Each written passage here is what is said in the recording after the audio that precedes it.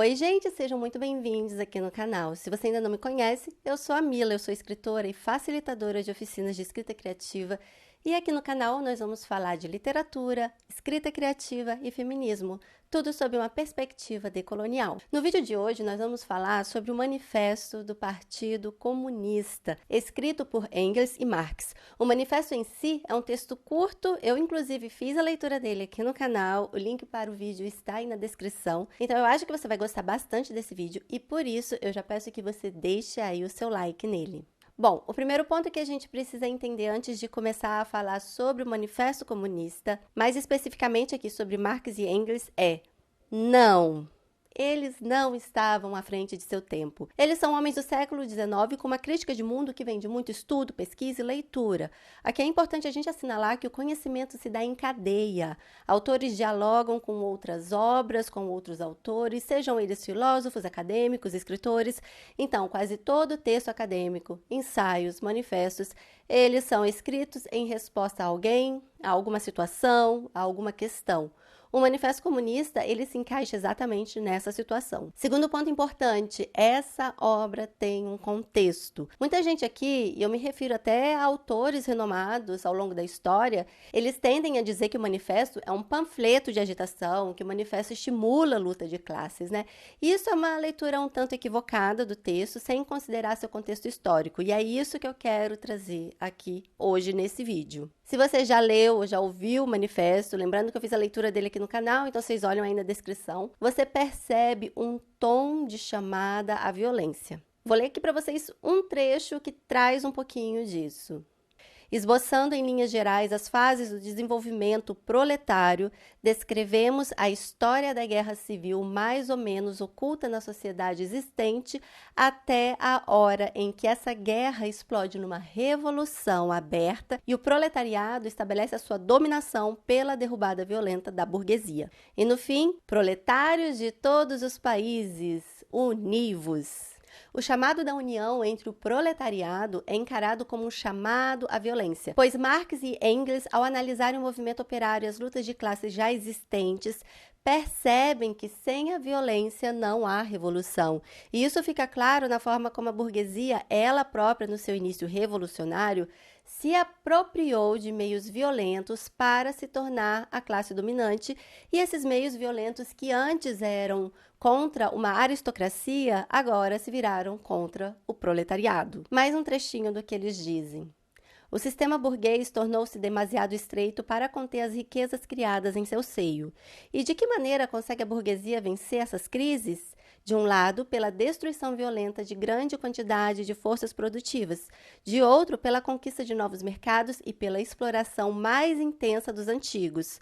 A que leva isso? Ao preparo de crises mais extensas e destruidoras e à diminuição dos meios de evitá-las. Bom, aí eles mostram que a luta de classes, ela esboça apenas uma das lutas da burguesia. Afinal, os autores afirmam, a burguesia vive em luta permanente, primeiro contra a aristocracia, depois contra as frações da própria burguesia, cujos interesses se encontram em conflito com os progressos da indústria, e sempre contra a burguesia dos países estrangeiros. Parece que a burguesia sobrevive apenas a partir de lutas.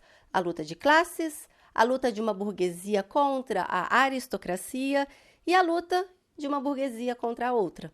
Ou seja, lutas que já existem e que, se o proletariado quiser viver dignamente e não apenas sobreviver, então ele não pode fugir da luta contra a burguesia. E a forma de luta do proletariado deve ser a união, pois enquanto a burguesia luta entre si mesma, se o proletário se une, e isso de maneira internacional, as chances de vencer uma burguesia fragmentada e dependente é bem grande. Isso tudo eu estou falando dentro do contexto do texto, entendeu? Para a gente entender ali o que eles estão dialogando nesse texto. E assim, nesse vídeo eu não quero mesmo comentar o Manifesto Comunista. Se vocês tiverem interesse que eu faça um vídeo comentando o manifesto em várias partes, né, tipo fazendo um react, né, reagindo ao texto que eu já li. Pois se a gente for colocar o texto, né, completo, fazer um vídeo só, seria muito longo, então teria que dividir em partes. Mas se vocês tiverem interesse, Me falem aí nos comentários. O que eu quero trazer hoje é mesmo essa contextualização do momento em que o manifesto foi escrito e trazer algumas relações com outros livros e outros autores. O Manifesto Comunista foi publicado no dia 21 de fevereiro de 1848. A gente precisa ter em mente antes de ler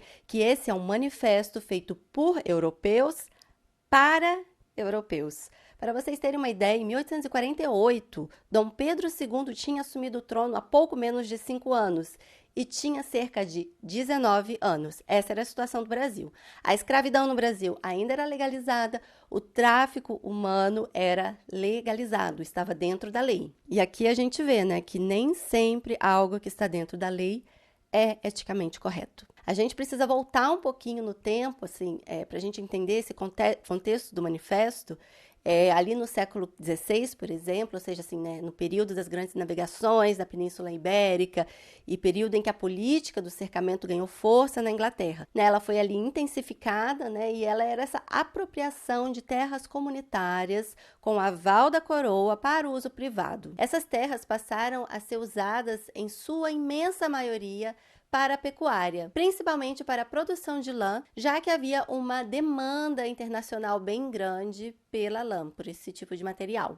E como a pecuária ela demanda de menos mão de obra do que a agricultura, aconteceu que a Inglaterra começou a contar com um número enorme de pessoas saindo da zona rural e indo para a zona urbana e vivendo em estado de miséria. Foi justamente nesse momento que Thomas More escreveu o seu famoso livro Utopia. Paralelamente a isso, o capitalismo engatinhava num processo que começou ali no comércio das Índias, resultando nas grandes navegações e, consequentemente, na invasão e dominação do continente americano por parte de Portugal, Espanha e, posteriormente, Inglaterra. Sem as colônias, a Europa com certeza não teria a relevância mundial, seja financeira como cultural, que tem hoje. A gente precisa lembrar que fora desse eixo, né, do feudalismo europeu, o mundo ele seguiu se desenvolvendo, então a gente teve desenvolvimento na ciência, na cultura, na medicina, nas artes. A gente aprende muito, né,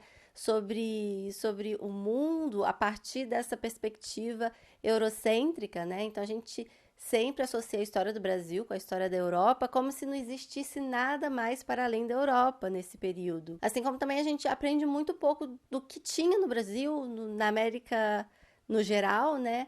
Antes dessa invasão brutal e genocida que se deu no nosso continente. Mas é fato que a história mundial não se resume, né, em Idade Média e feudalismo, e mesmo dentro da Europa, a gente precisa lembrar também que o feudalismo, ele não aconteceu da mesma forma em todas as regiões, em todos os lugares da Europa. Então, a Idade Média, ela tem aí uma série de nuances, né, dependendo do país, dependendo da região, né, de onde a gente fala. Então, devido a todo esse processo de colonização, de escravização brutal, né, de pessoas do continente africano, o cercamento na Inglaterra, as revoluções internas na Europa e ao longo dos séculos, como a Reforma Protestante, os conflitos de guerras diversos entre os países e regiões, tudo isso culminou na Revolução Industrial e a gente chega ali na metade do século XIX com uma Europa urbana, industrial, capitalista, com uma superpopulação miserável, explorada, insatisfeita. E aí seria muito estranho, dentro deste contexto, que a situação não culminasse em agitações populares. Surgiram ligas e organizações, sociedades secretas, conspiratórias, uma áurea de misticismo e também de frustração com o mundo. Dentro desse contexto, o jovem Marx, de apenas 27 anos, se afilia à Liga dos Justos, posteriormente denominado principalmente por influência de Marx como Liga Comunista. O Marx ele relutou um pouco para adentrar na Liga justamente por causa dessa áurea secreta, mística que ela guardava. Então, essa Liga Comunista, ela começou, na verdade, como uma associação secreta, mesmo que algumas seções dela, como na França, na Alemanha, na Bélgica, elas fossem legalizadas. O teor conspiracionista da Liga fica bem claro quando a gente tem contato com o rascunho de uma profissão de fé comunista criada por Engels.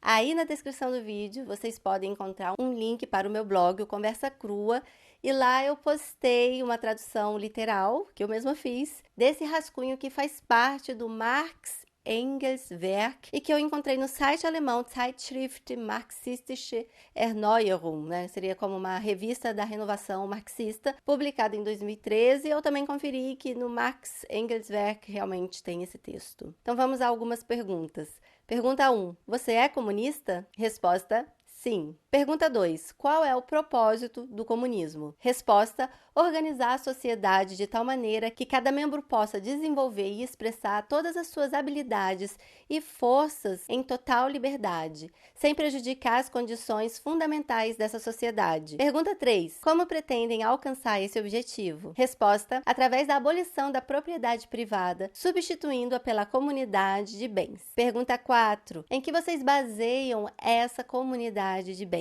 Resposta: primeiro, na massa de forças produtivas e alimentos gerados pelo desenvolvimento da indústria, agricultura, comércio e colonização, e na possibilidade de aumentá-los indefinidamente por meio de máquinas, produtos químicos e outros meios. Segundo, na existência na consciência ou sentimento de cada pessoa de certas proposições como princípios inabaláveis que não necessitam de prova como resultado de todo o desenvolvimento histórico. Esse rascunho só foi encontrado no século XX e publicado pela primeira vez em 1969.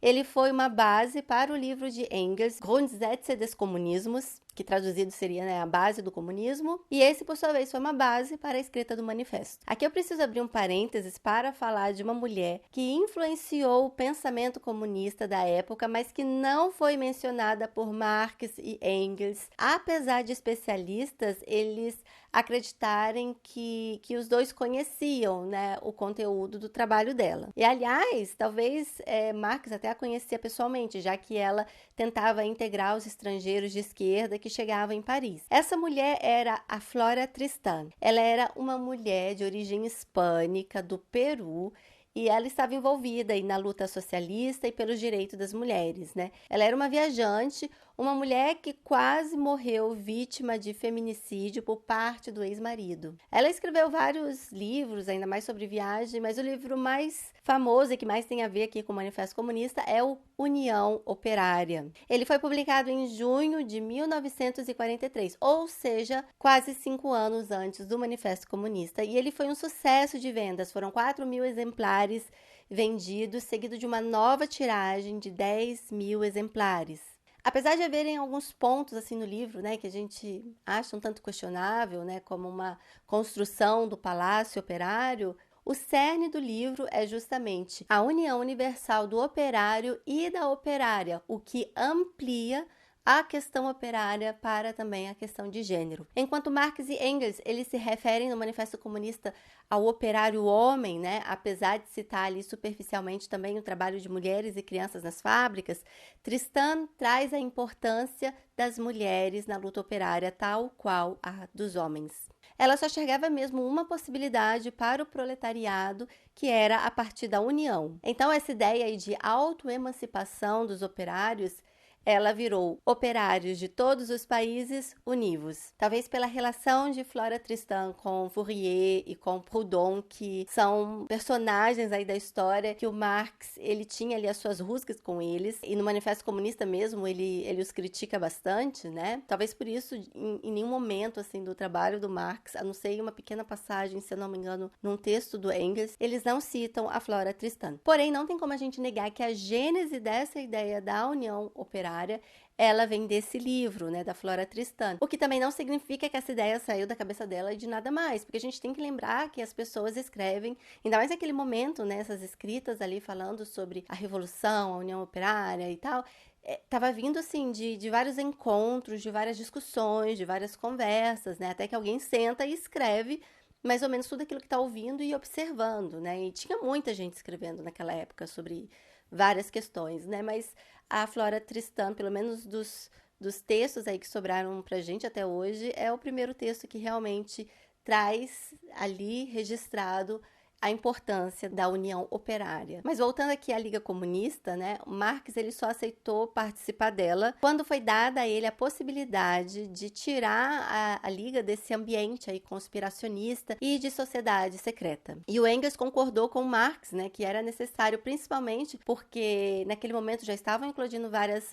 revoltas, e além disso, através do manifesto, era possível eles trazerem um pouco dessa contextualização histórica, né, da formação da burguesia, de como chegamos até aqui, onde chegamos, que é o que o Marx faz aí no manifesto. Então foi depois de bastante diálogo, né, deles se perguntarem por que os revolucionários eles deveriam esconder aqui as suas intenções, que eles chegaram então realmente nesse acordo que seria necessário, né, na reunião aí da Liga, deles sugerirem a criação desse manifesto para expor para o mundo inteiro quais eram as intenções deles. E aqui a gente tem aquele início do manifesto que diz: é tempo de os comunistas exporem abertamente ao mundo inteiro seu modo de ver, seus objetivos e suas tendências, opondo o manifesto do próprio partido à lenda do espectro do comunismo. Entenderam a importância da gente ter o contexto de uma obra para compreendê-la de forma mais elucidativa? Pegar o manifesto e ler em pleno século XXI, sem consciência da forma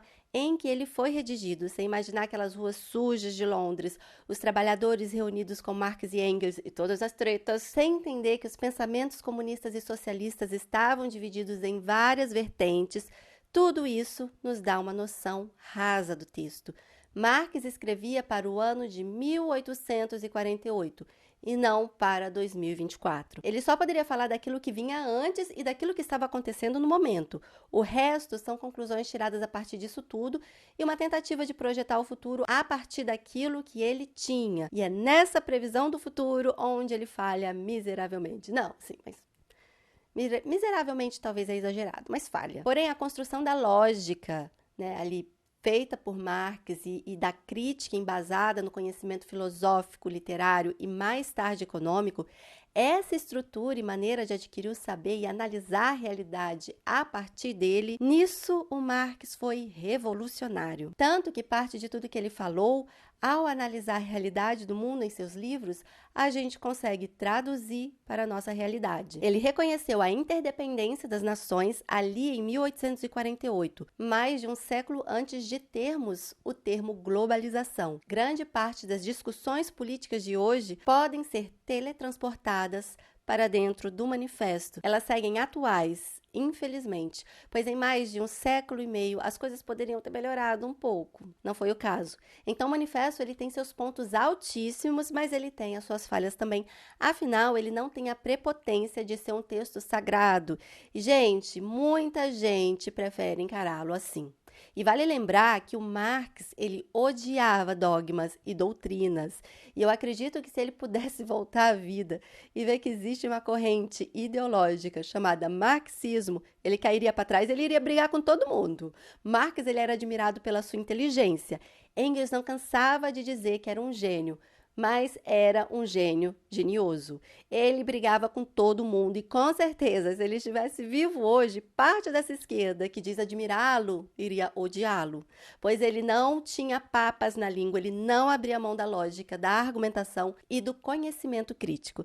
E apesar de ter apenas os seus 27 anos no momento em que escreveu o manifesto, a gente já pode observar ali a construção dessa caminhada que culminou em O Capital. A gente precisa entender que Marx, em toda a obra dele, segue à risca um raciocínio lógico que nem sempre condiz com a realidade histórica, como quando ele traz a história do dinheiro no Capital, ou mesmo com a realidade futura. Dentro desse raciocínio lógico, para ele, não tinha como o proletariado não vencer a burguesia, caso ele se unisse principalmente de forma internacional, como vinha acontecendo. Para ele, o proletariado ele tinha a faca e o queijo nas mãos. Faca e queijo esses cuja própria burguesia produziu como os meios de comunicação e transporte, educação, etc. Então, dentro dessa linha argumentativa, o fim da burguesia seria inevitável. E tem ainda uma curiosidade sobre o Manifesto Comunista que eu quero dividir aqui com vocês. Em meio às discussões sobre o futuro da Liga, no encontro em 1847 em Londres, encontro esse que demorou 10 dias, tá? Para vocês entenderem o tamanho da treta. O Marx, então, pegou a responsabilidade de redigir o manifesto. Ele pegou todo o material disponibilizado pela Liga, levou para casa e passaram-se meses e ele nem tocou neles. Foi necessário uma chamada da Liga, né, de falar, ei, cara, peraí, né? No dia 24 de janeiro de 1848, para que ele desse um jeito, né, de fazer alguma coisa e publicar o manifesto. O texto dessa bronca, gente, dizia o seguinte: o Comitê Central, por meio desta, autoriza o Comitê do Distrito de Bruxelas a comunicar ao cidadão Marx que, caso o manifesto do Partido Comunista, que ele se propôs a redigir no último congresso, não chegue a Londres antes do dia 1º de fevereiro, tomar-se-ão medidas contra ele. Na eventualidade do cidadão Marx não escrever o manifesto, o Comitê Central pede que os documentos a ele confiados pelo Congresso sejam devolvidos imediatamente. Só um parêntese, eles mandam isso para Bruxelas porque o Marx nessa época estava morando em Bruxelas porque ele teve que sair fugido da França por causa das coisas que ele andava publicando, né? Então, tipo, o governo francês não gostou muito e ele teve que fugir. E aí, né? E parece que o Marx ele gostava mesmo de uma adrenalina, né? E ele trabalhava muito bem sob pressão dessa adrenalina. O Francis Wynne, que escreveu uma biografia de Marx, ele afirma que apesar do manifesto levar o nome de Marx e Engels, e apesar do Engels ter sua participação no desenvolvimento das ideias, o texto final que chegou em Londres era só de Marx. A gente sabe que Marx ele tinha esse jeito irônico, sarcástico de escrever e fica óbvio na escrita do manifesto que quem montou aquele quebra-cabeça de ideias daquela forma foi ele. O manifesto ele foi publicado dias antes de uma revolução que estourou em Paris e se espalhou pela Europa.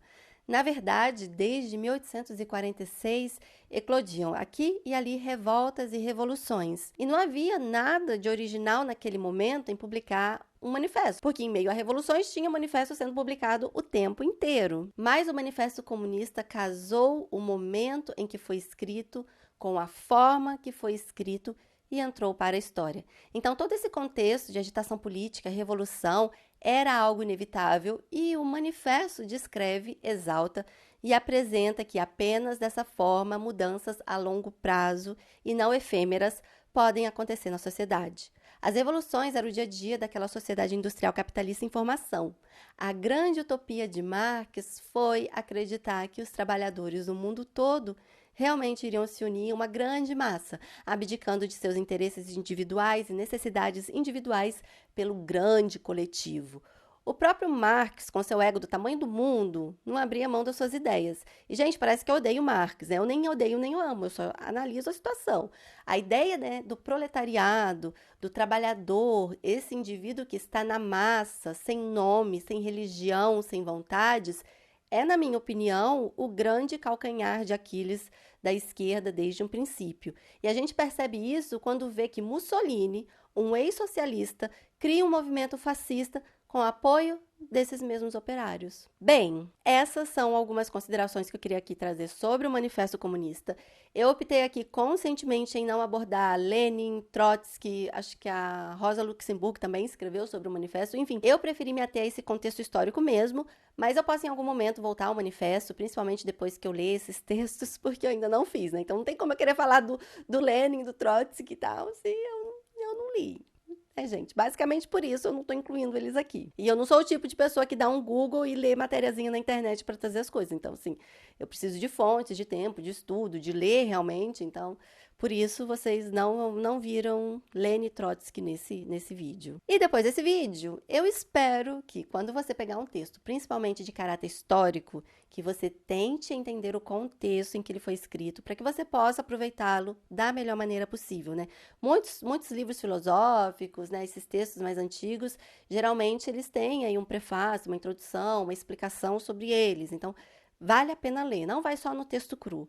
Tenta entender de onde esse texto vem, por que esse texto está ali. E lembrem-se que filósofos e pensadores não são detentores da verdade e é possível, de uma forma dialética, olha Marx, Hegel e Engels aqui, a gente criticar o pensamento alheio, o que significa, gente, que é filtrar o que é útil e oferecer outras possibilidades para aquilo que não funciona dentro da nossa sociedade. A teórica feminista Silvia Federici, ela faz isso muito bem, ao analisar a questão da mulher e a economia do cuidado, na qual ela critica, fazendo justamente essa maneira dialética da crítica, olhando o que Marx deixou de considerar e reforçando aquilo que faz sentido dentro do pensamento filosófico dela. Acho, inclusive, que isso daria um bom vídeo, né? Espero que vocês tenham gostado desse vídeo. Deixem aí o like, que ajuda muito, gente. Inscrevam-se aqui no canal, caso você ainda não se inscreveu, porque vai ter sempre vídeos interessantes assim. Porque sim, modéstia à parte, eu acho esse vídeo muito interessante. Se você não acha, paciência. E ativem o sininho que a gente se vê num próximo vídeo ou nas redes sociais. Até lá!